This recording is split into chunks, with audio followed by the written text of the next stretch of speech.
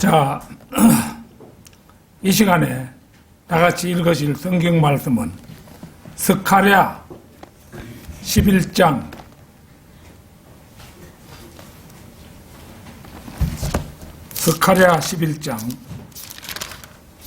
15절에서 17절 말씀입니다.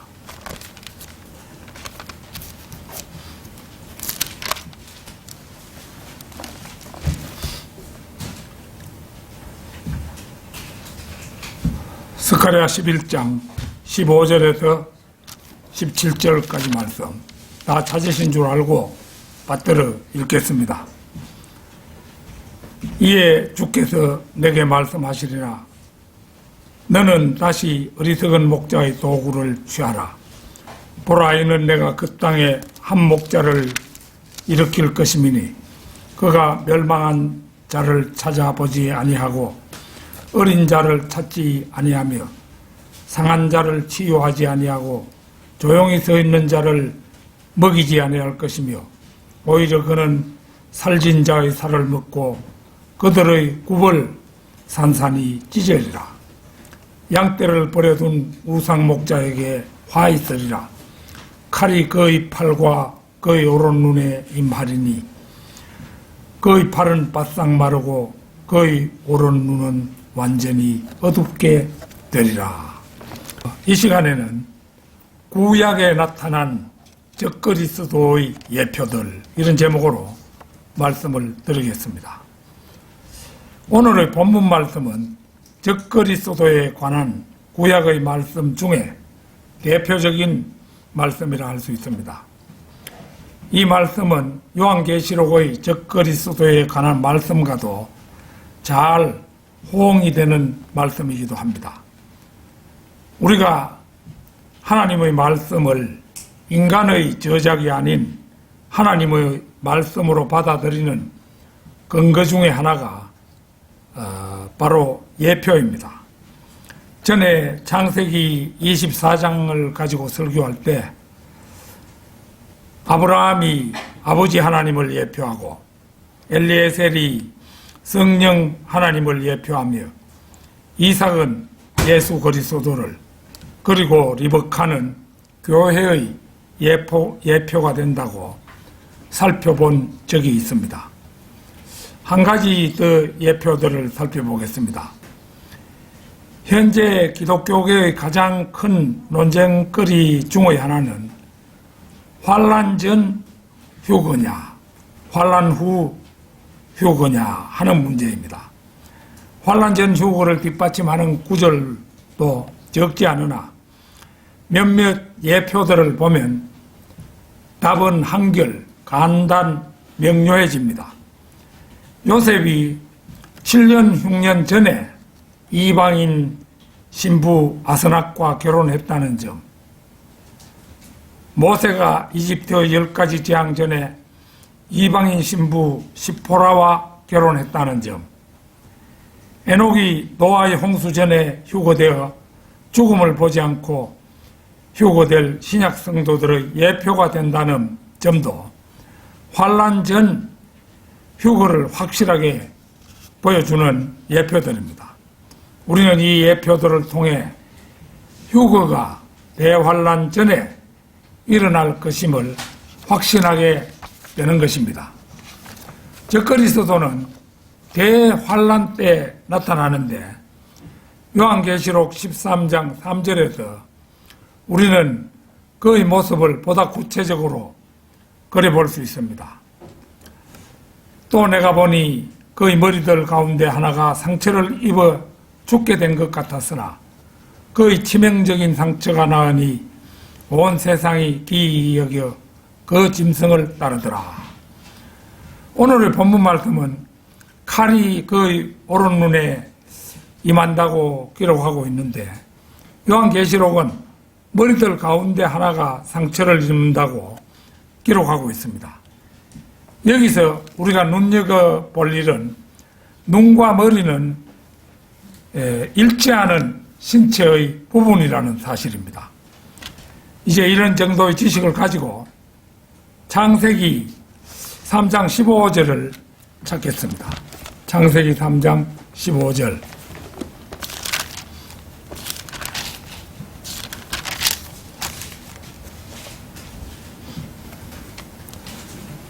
내가 너와 여자 사이에 또 네 씨와 그녀의 씨 사이에 저기를 두리니 그녀의 씨는 너의 머리를 부술 것이요 너는 그의 발꿈치를 부술 것이라 하시고, 이것은 흔히 원시 복음으로 일컬어지는 말씀으로 너는 사탄이고 그녀의 씨는 예수 그리스도를 가리키는데, 중요한 점은 그녀의 씨는 너의 머리를 부술 것이라는 대목입니다. 즉 여기서도 공격의 포인트가 머리임을 보게 됩니다. 그런데 신비로운 사실은 구약에 머리에 상처를 입고 죽음에 이르는 적그리스도의 예표들이 몇 군데 나타난다는 사실입니다. 구약에 나타난 적그리스도의 예표들, 첫째는 재판관기 4장에 나오는 가나안 왕 야빈의 군대 대장 시스라입니다. 재판관기 4장 1절에서 3절까지 보겠습니다.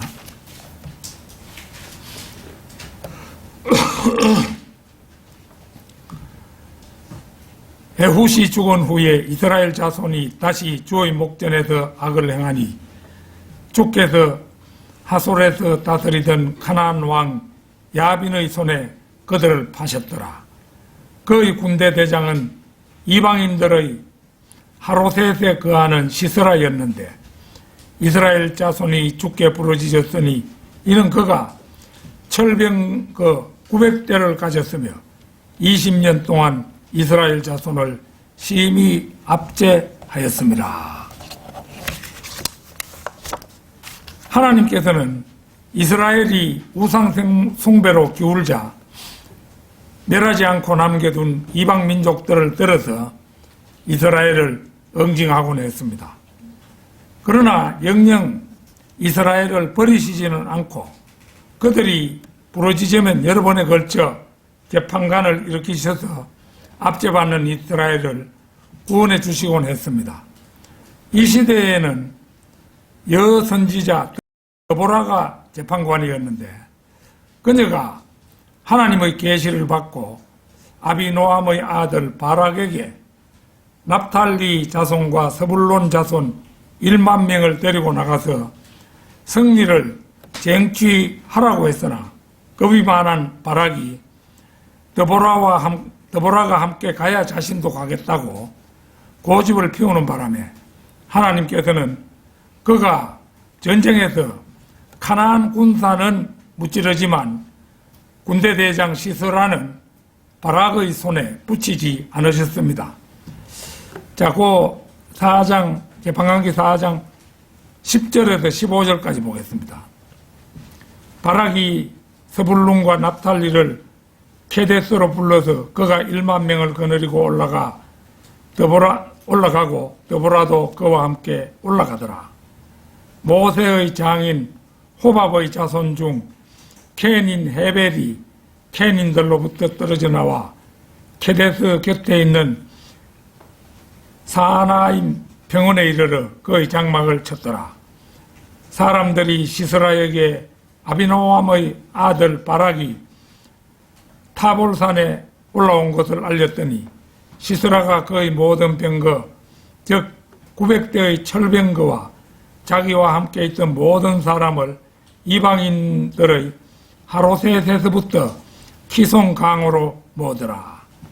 드보라가 바락에게 말하기를 일어나라. 이는 오늘이 주께서 시스라를 네 손에 넘겨준 날임이라.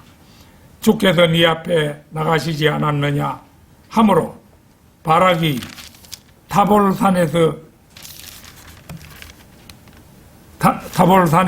내려가니 1만 명이 그를 따르더라.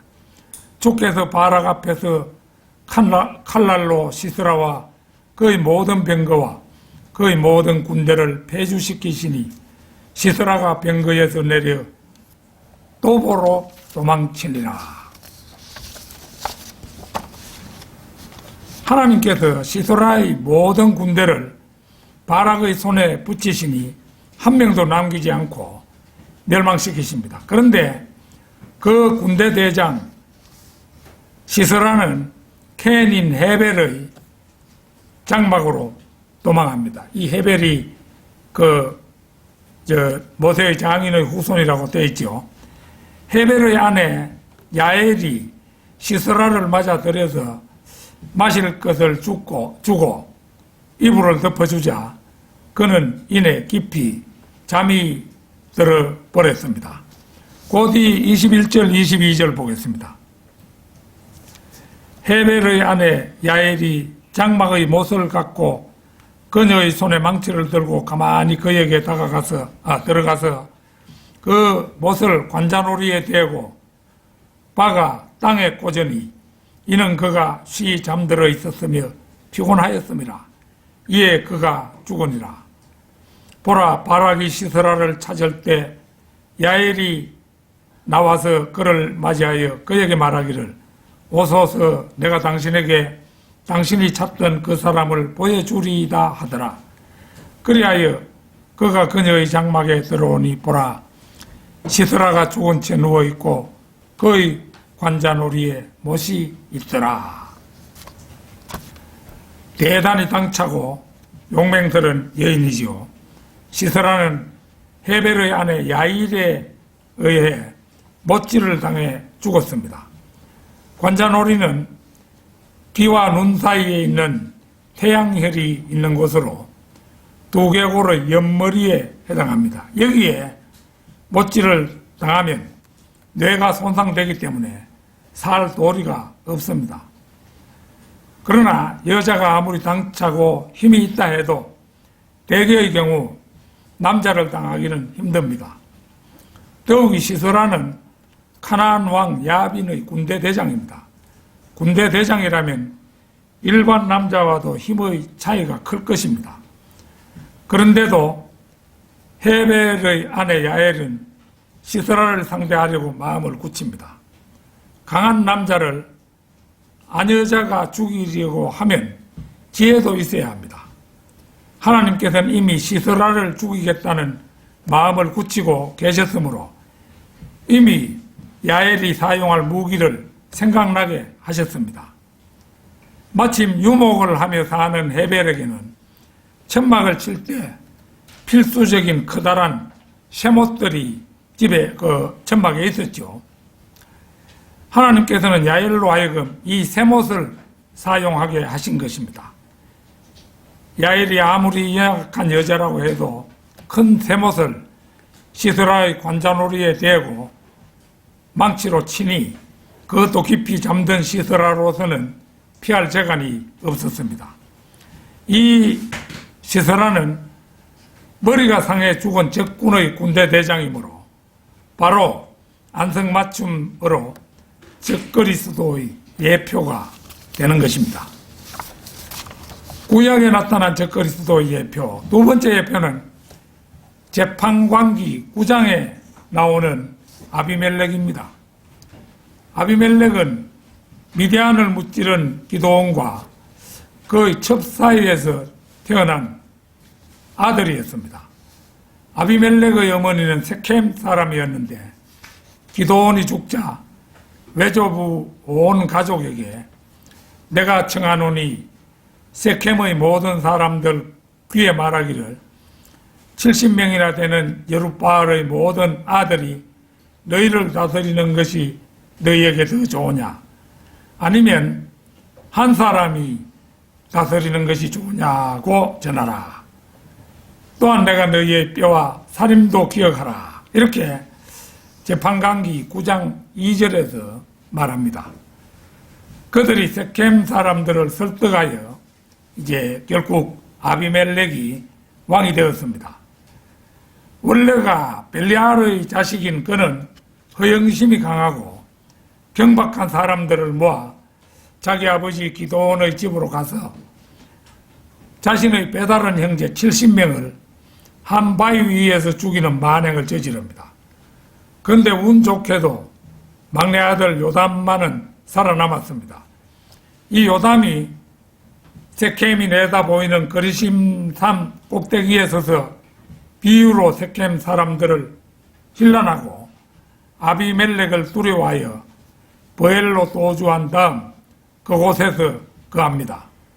그런데 3년 후 이제 하나님께서 아비멜렉과 세켐 사람들 사이에 악한 영을 보내시니 세켐 사람들이 아비멜렉에게 패역하게 행했습니다. 이 일은 기드온의 아들 70명에게 행한 잔악함에 대하여 갚아주시려고 하나님께서 아비멜렉과 세켐 사람들 사이를 틀어지도록 하셨기 때문입니다. 그 악령을 보낸 것이잖아요. 그리하여 세켐 사람들이 에벳의 아들 가알을 따르고 저주하기에 이릅니다. 이 일이 아비멜렉에게 알려지자 아비멜렉이 군사를 거느리고 와서 가알을 따르는 무리 사이에 격렬한 싸움이 일어나 아비멜렉이 크게 살육을 행합니다. 그러나 여기서 끝나지 않고 살육은 계속됩니다. 자, 그 재판관기 9장 46절 보겠습니다. 9장 46절입니다. 46절에서 49절까지 보겠습니다. 세켐 망대의 모든 사람이 이를 듣고 버릿 신당의 요새로 들어갔더니 세켐 망대의 모든 사람이 모였다는 것이 아비멜렉에게 들린지라.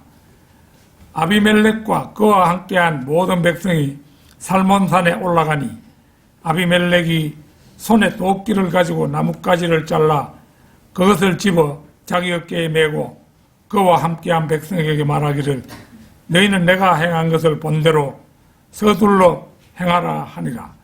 모든 백성이 이와 같이 각자 자기 나뭇가지를 잘라서 아비멜렉을 따라 그 가지들을 그 요새에 놓고 그 위에 불을 질렀더라. 세켐 망대의 사람도 다 죽었으니 남녀가 약 1,000명이더라. 하나님께서는 이렇듯 이제 아비멜렉의 손을 통해서 세켐 사람들의 죄를 철저히 응징을 합니다. 아비멜렉을 편들어서 기드온의 아들 70명을 죽인 그걸 이제 응징하는 것이죠. 그리고 이제 그 다음에는 주범인 아비멜렉 차례입니다. 그 50절에서 51절, 55절 한번 보십시오. 그 후 아비멜렉이 데베스로 가서 데베스를 치려고 진을 치고 그것을 취했더라. 그러나 그 성읍 안에는 견고한 망대가 있으니 그 성읍 안의 모든 남녀가 거기로 도망하여 문을 닫고 망대 꼭대기로 올라가자 아비멜렉이 망대로 와서 그것을 치고 불태우려고 망대의 문에 가까이 가니 어떤 여인이 맷돌 한 짝을 아비멜렉의 머리 위에 던져 그의 두개골을 깨뜨리니라. 그러자 그의 병기던 청년을 급히 불러 그에게 말하기를 네 칼을 빼어 나를 죽이라. 그래야 사람들이 나에 관하여 여자가 그를 죽였다라고 말하지 아니하리라 하니 그 청년이 그를 찌르더라. 그러자 그가 죽더라. 이스라엘 사람들이 아비멜렉이 죽은 것을 보고 각자 자기 처소로 떠나가니라.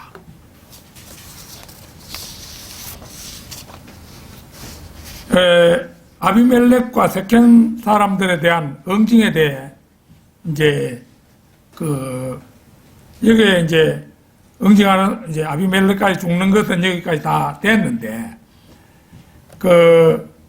아비멜렉과 세켐 사람들에 대한 응징에 대해 하나님께서는 총평을 성경에 기록해 두셨습니다. 거기에 보면은 그 56절, 57절이 아비멜렉에 대한 총평입니다. 아비멜렉이 그 형제 70을 죽임으로 그의 아비에게 행한 그의 사악함을 하나님께서 이같이 갚으셨으며 세겜 사람들의 모든 악을 하나님께서 그들의 머리 위에다 갚으셨으니 여룻바알의 아들 요담의 저주가 그에게 임하였더라. 두개골이 깨져서 죽은 아비멜렉, 그도 역시 머리에 상처를 입어 죽었다는 점에서 움직일 수 없는 적그리스도 예표입니다. 재판관기에는 아비멜렉보다 조금 후대에 첩보다도 못한 장녀의 자식이었던 입다도 있었습니다.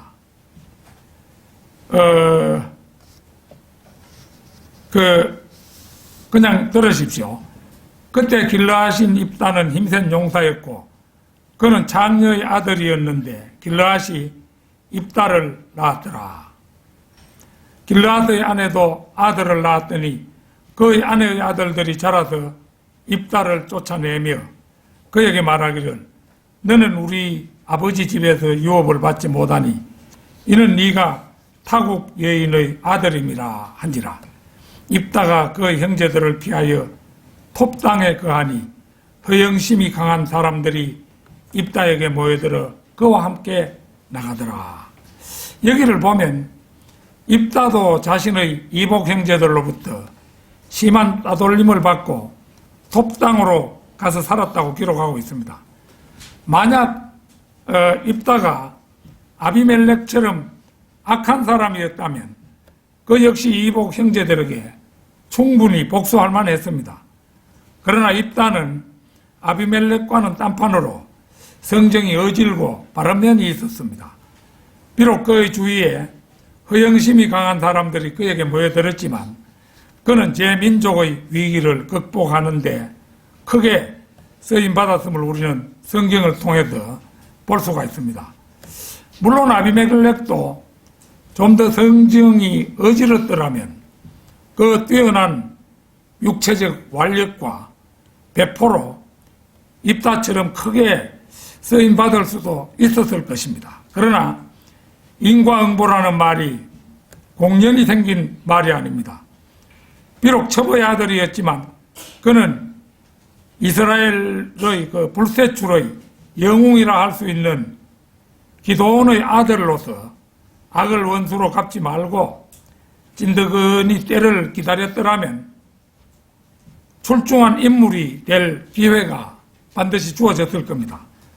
그러나 타고난 뛰어난 완력과 큰 배포에도 불구하고 그는 마음이 너무 좁고 악독했습니다. 한두 명도 아닌 이복 형제 70명을 한 바위 위에서 살육하는 전대미문의 악행을 저질렀습니다. 이를 공의의 하나님께서 곱게 보실 리가 없으셨습니다.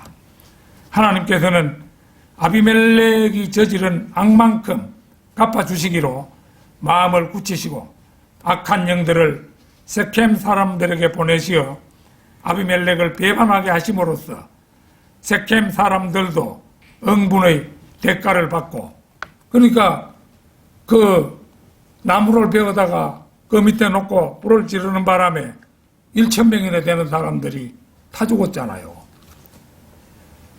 그러니까 이제 응분의 그 세겜 사람들도 응분의 대가를 받았습니다. 그 다음에 이제 아비멜렉이 그 자신이 그렇게 허망하게 죽을 줄 생각도 못했겠죠.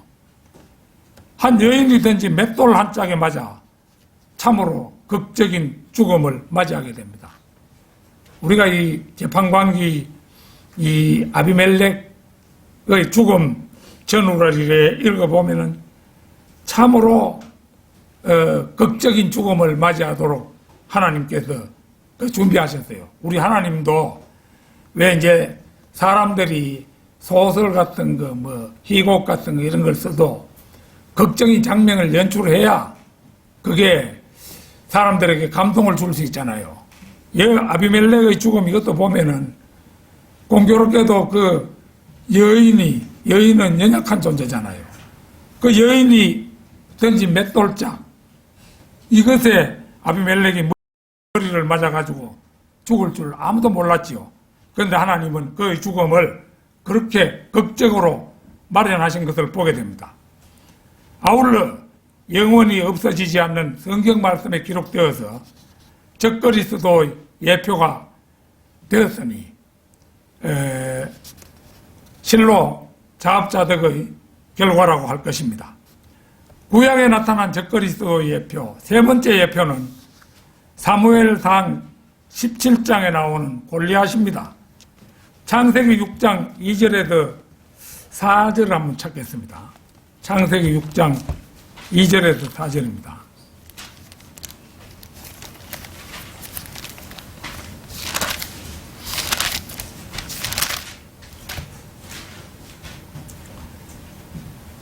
하나님의 아들들이 사람들의 딸들이 아름다운 것을 보고 그들이 택한 모든 자를 아내들로 삼으니라.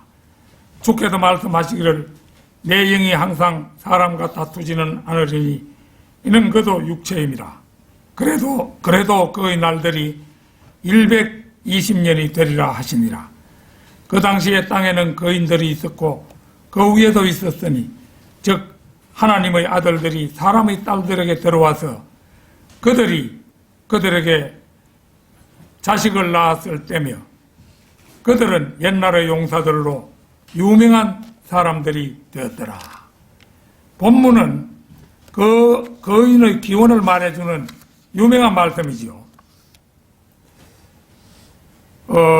영적 존재인 하나님의 아들들, 이게 전사들을 가리키는데, 이제 신학자들 가운데는 이제 하나님의 아들들을 셋의 자손들로 보고, 그 다음에 이제 그 사람의 딸들은 카인의 딸들로 이제 해서 거기서 나온 이제 거인들이 나왔다, 이런 주장을 했었어요. 그런데 이제 그것이 엉터리지요. 왜 그러냐 하면은 셋의 경건한 자손과 카인의 아름다운 딸이 같이 결혼해가지고 살면서 자식이 태어날 때 이쪽도 사람이고 저쪽도 사람인데 거인이 나올 리가 없잖아요. 이런 것은 이제 러크만 목사님이 명쾌하게 정리를 하셨던 거예요. 그래가지고 하나님의 아들들은 천사다. 이 천사가 어디선가 이제 피를 얻어가지고 사람의 딸들이 아름다운 것을 보고 아내로 삼았는데, 이 천사가 얻은 유전자와 이제 사람의 딸들이 가진 유전자가 결합하게 되니까 그 거인들이 생겨난 거예요. 거인들은 유전자가 다르다고 봐야 되겠죠.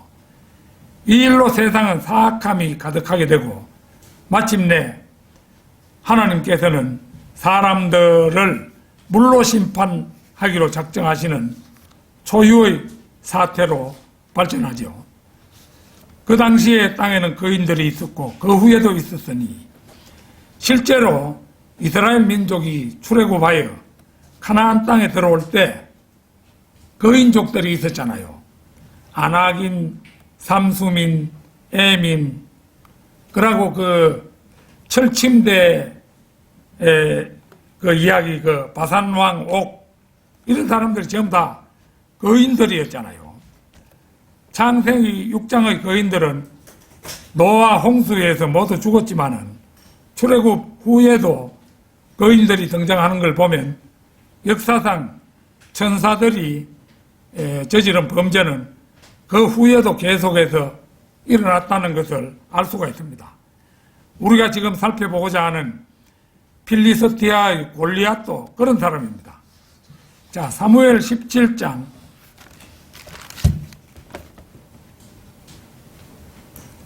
사무엘상 17장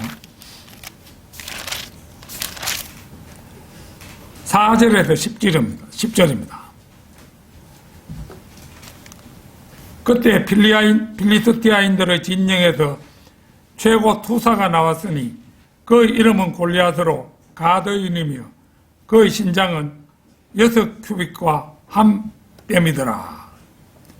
1큐빗이 45cm로 계산하더라도 6큐빗이면은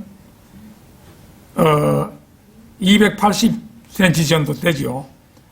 거기다 1뺨이니까 한 뺨을 20cm로 잡아도 키가 3m 됐다는 그런 얘기가 됩니다. 자, 그가 머리에 노트구를 쓰고 쇠민을 갑옷으로 무장하였으니 그 갑옷의 무게는 놋 5,000세켈이며 다리에는 녹경갑을 찼으며 어깨 사이에는 놋방패를 메었더라. 그의 창자루는 배틀째 같고 그의 창날은 철 600세켈의 무게며 방패든 자가 그 앞에 가더라.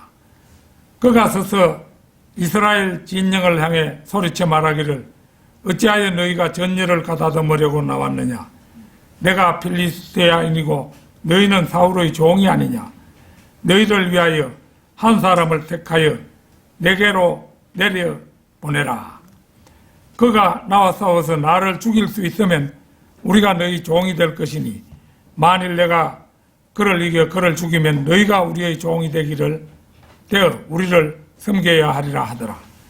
그때 필리스티아인이 말하기를 오늘 내가 이스라엘 군대를 모독하였으니 한 사람을 내게 보내어 서로 싸우게 하라 하더라. 골리앗의 키는 이제 조금 전에 설명한 대로 45cm로 잡아도 한 큐빗을 3m입니다. 갑옷의 무게가 롯 5,000세켈. 그가 든 창자루는 배틀채 같고, 여러분 배틀채 보신 분 있습니까? 나는 어린 시절에 자라면서 배틀채를 보았어요. 배틀채 큽니다. 창날 무게만도 1600세켈의 무게라고 묘사합니다. 총이 없던 시대에 이런 조건은 누가 봐도 천하무적이라고 할 만합니다. 이에 비해서 다윗은 여러 면에서 초라하기 짝이 없었습니다. 준수한 젊은이이긴 하지만 갑옷과 전투용 칼에도 익숙하지 않은 사람이었습니다. 사무엘상 17장 38절에서 40절을 보겠습니다. 사울이 자기 갑옷을 다윗에게 입히고 노투구를 그의 머리에 씌우고 또 세민을 갑옷을 입히더라. 다윗이 그의 갑옷 위에 칼을 차고 걸으려고 해보았으나 익숙하지 아니하므로 다윗이 사울에게 말하기를 이것들이 내게 익숙하지 아니하므로 입고 가지 않겠나이다 하고 그것들을 벗은 후 그가 손에 막대기를 들고 시냇가에서 매끄러운 돌 5개를 골라서 자기가 갖고 있는 목자의 자루, 즉 여행자의 자루에 넣었으며 손에 물매를 가지고 그 필리스티아인에게 다가가더라. 외면적으로 볼 때 다윗은 골리앗의 적수로서는 한없이 빈약합니다. 보통 사람보다 어깨 위가 더 컸던 사울의 갑옷이 맞을 리가 없었지요. 결국 목자 그대로의 옷, 그러니까 평상복으로 입은 채 냇가의 매끄러운 돌 5개와 물매를 가진 채 다윗은 출전하여 골리앗에게 다가갑니다. 자, 그 뒤 43절, 44절을 보겠습니다. 그 필리스티아인이 다윗에게 말하기를 내가 계기에 네가 막대기를 가지고 내게 나왔느냐 하더라. 그 필리스티아인이 자기 신들을 통해 다윗을 저주하더라. 또 그 필리스티아인이 다윗에게 말하기를 내게로 오라. 내가 네 살을 공중의 새들과 들의 짐승에게 주리라 하더라. 골리앗의 눈으로 볼 때 자신은 무적의 전사이지만 갑옷도 입지 않고 칼도 창도 없이 다가오는 보통 몸집의 다윗은 너무도 하찮게 보였을 것은 당연합니다. 그는 다윗이 자신의 적수가 아니므로 내가 네 살을 공중의 새들과 들의 짐승들에게 주리라는 말은 골리앗 자신으로 볼 때는 너무나 당연한 말이었습니다. 그러나 그는 다윗이 우주의 주인이신 하나님의 영에 감동된 사람임을 알 턱이 없었습니다. 계속해서 45절부터 51절까지 한번 보겠습니다. 45절에서 51절까지. 그때 다윗이 그 필리스티아인에게 말하기를 너는 칼과 창과 방패를 가지고 내게 오지만 나는 만군의 주의 이름 즉 네가 모독한 이스라엘 군대의 하나님의 이름으로 네게 가노라. 오늘 주께서 너를 내 손에 넘겨주시리니 내가 너를 쳐서 네게서 머리를 취하리라. 내가 오늘 필리스티아인들의 군대의 시체들을 공중의 새들과 땅의 들짐승들에게 주어 온 땅으로 이스라엘에 하나님이 계시다는 것을 알게 하리라. 또 이 온 무리는 주께서 칼과 창으로 구원하지 않으심을 알게 되리니 이는 전쟁이 주의 것이므로 그가 너희를 우리 손에 주실 것이기 때문이라 하니 그 필리스티아인이 일어나서 다윗을 마주하려고 가까이 오자 다윗이 서둘러 그 필리스티아인을 마주하여 진영을 향하여 달려가더라. 다윗이 자루에 손을 넣어 거기서 돌 하나를 꺼내어 물매를 던져 그 필리스티아인의 이마를 치니 그 돌이 그 이마 깊숙이 박힌지라. 그가 쓰러져 얼굴을 땅에 박더라. 이같이 다윗이 그 필리스티아인을 돌과 물매로 죽였으며 그 필리스티아인을 쳐 죽였으나 다윗의 손에는 칼이 없었더라.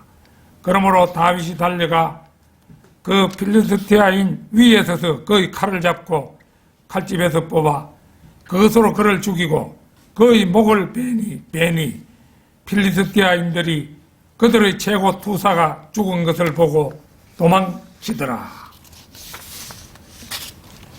누가 봐도 결과가 뻔한 싸움이었습니다. 골리앗에게 다가가는 다윗의 초라하기 짝이 없는 모습을 보며 이스라엘 군이나 필리스티아 군이나 골리앗의 승리를 점치면 점쳤지 다윗의 승리를 예측한 사람은 그 누구도 없었습니다. 그러나 너무도 싱겁게 아무도 예측할 수 없는 정반대의 결과로 순식간에 대결은 끝나고 말았습니다. 키가 3m나 되는 거인으로 게다가 중무장까지 한 골리앗이 작은 물맷돌에 그 이마 한복판이 맞아서 죽을 줄이야 누가 짐작이나 했겠습니까? 더구나 자신의 칼집에 있는 칼로 자신의 목이 잘리게 될 줄은 어찌 상상이나 했겠습니까? 우리는 바로 여기서 하나님께서는 작고 약한 것을 들어 크고 강한 것을 부끄럽게 하시는 전사이심을 알게 됩니다. 앞에서도 철병거 900대를 가진 것을 하나님이 그냥 그 맥도 못 추게 만드셨잖아요. 여기서도 골리앗이 맥출 수 있는 기회를 주지 않았어요. 이제 여기서 주목할 사실은 골리앗이 다윗의 물맷돌에 맞아 죽은 부위입니다. 돌이 깊숙이 박힌 곳은 그의 머리의 앞면인 이마 한복판이었습니다.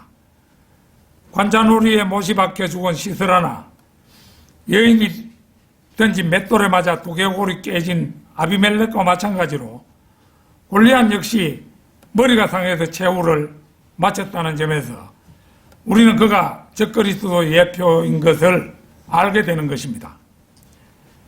고린도 전서 1장 27절을 찾겠습니다.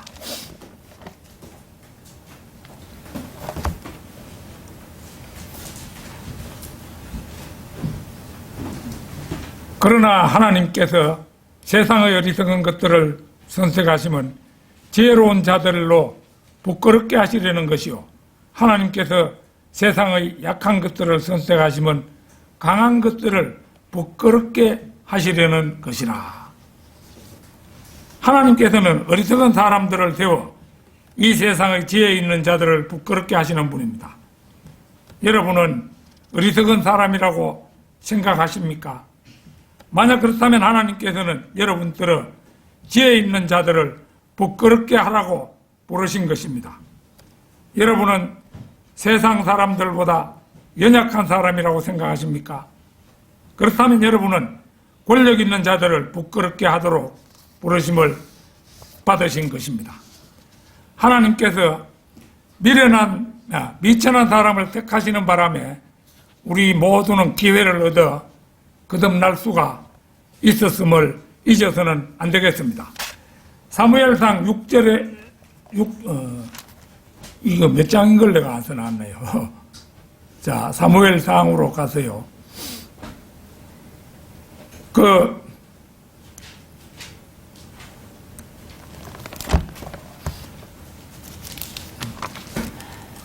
사무엘상 17장 그 앞이 되겠는데,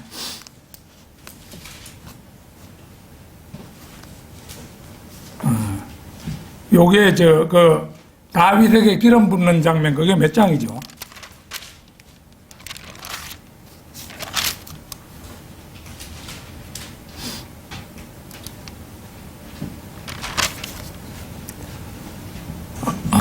그걸 내가 몇 장인가를 안 써놓고 절수만 딱 써놨네요. 그러면 들으십시오. 6절부터 13절까지인데, 그들이 오자 그가 엘리압을 보고 말하기를 진실로 주의 기름 부음 받은 이가 주 앞에 있소다.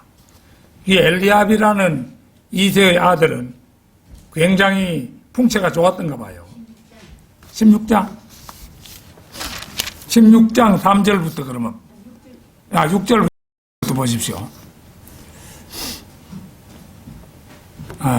나왔네요.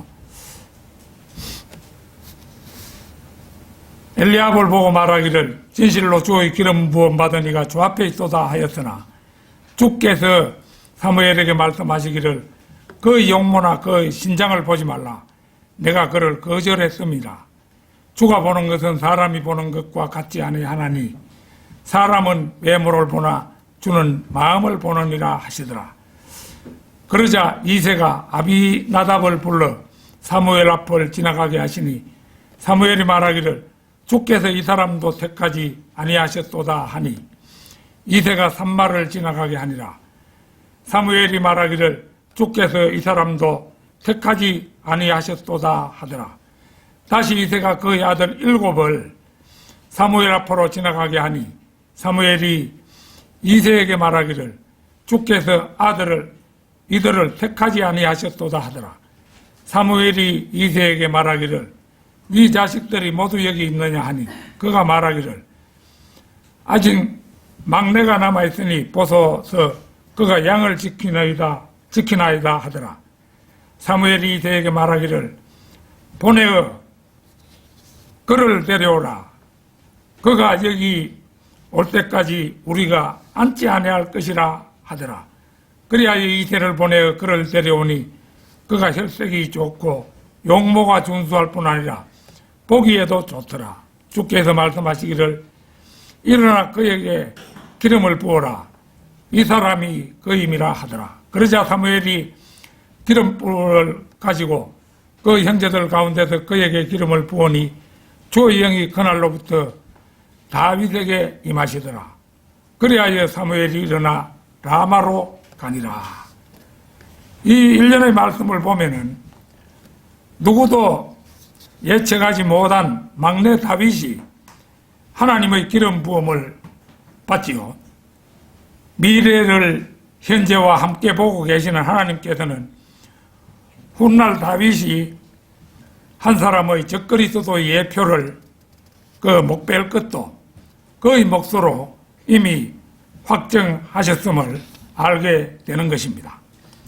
결론적으로 적그리스도의 예표에 해당하는 세 사람은 역사 속의 실제 인물들입니다. 그런데 공교롭게도 세부적인 상처의 위치는 제각각이지만 크게 보아 머리에 상처를 입고 죽었다는 점에 있어서는 모두가 일치하는 공통점을 지녔습니다.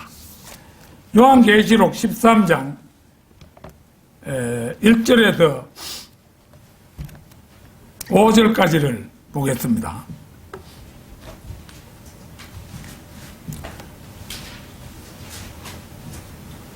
내가 바닷가 모래 위에 서서 보니 한 짐승이 바다에서 올라오는데 7머리와 10뿔을 가졌더라.